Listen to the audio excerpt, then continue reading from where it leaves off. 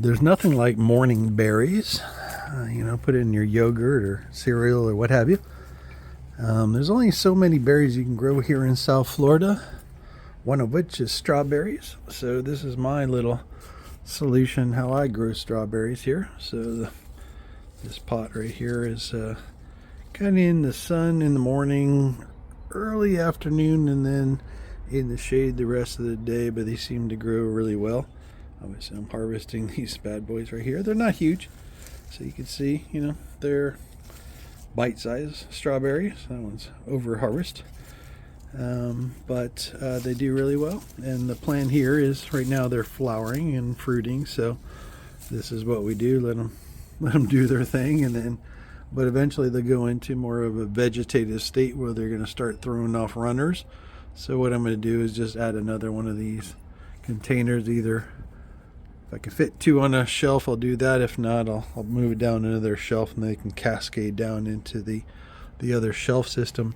Kind of like how what I'm doing here with this other strawberry solution I have going on, which really just started bouncing back now that I had actually a dove that nested in this little container here. It's totally worth it to let the little dove have their way, produce some new doves. So I had to kind of just let it go for a while, but now it's bouncing back, and you can see it's starting to push off a big thumb. Starting to push off little strawberries right now, and even more flowers. So it's starting to go, but the idea over time, right now there's a whole bunch of Everglades tomatoes, some old bok choy, some old cilantro that all went to seed. Eventually that'll go away, and then after these little plants here flower off and produce some fruit, they'll also go into a vegetative state where they'll throw off runners, and that's really where I'll start filling up this whole tower with basically strawberries. So I'll let it all cascade down, root it as I go along. So this thing will throw off a runner here, for example, and then it'll end up cascading down, and then we can root it here, and then we'll have basically strawberry tower that will cover the whole tower with a bunch of new strawberry plants once it goes into that phase. But we're far off from now. Right now we're in a obviously enjoy the fruit phase. So another way we get berries here in South Florida is mulberries. This is never bearing mulberry. This is unfortunately one that's kind of got its butt kicked here.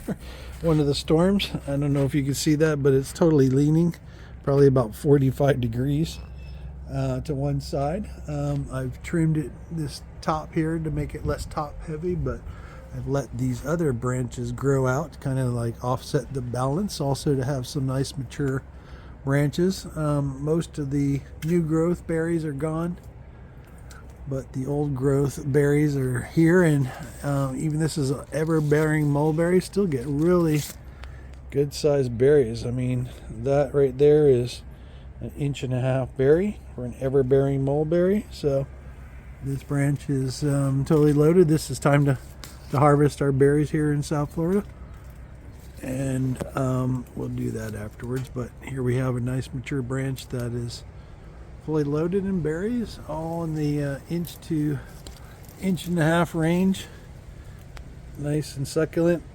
And this is how we do berries. I also do blackberries, which I've done numerous videos on, so I won't even bother you with that one.